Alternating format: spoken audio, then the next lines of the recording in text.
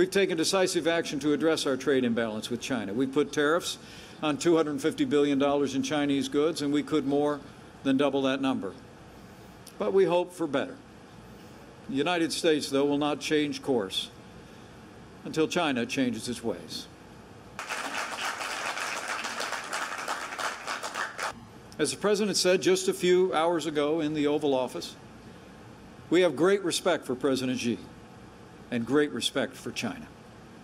But, in the President's words, China's taken advantage of the United States for many, many years, and those days are over.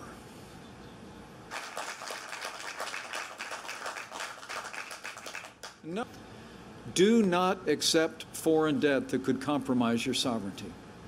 Protect your interests, preserve your independence, and just like America, always put your country first.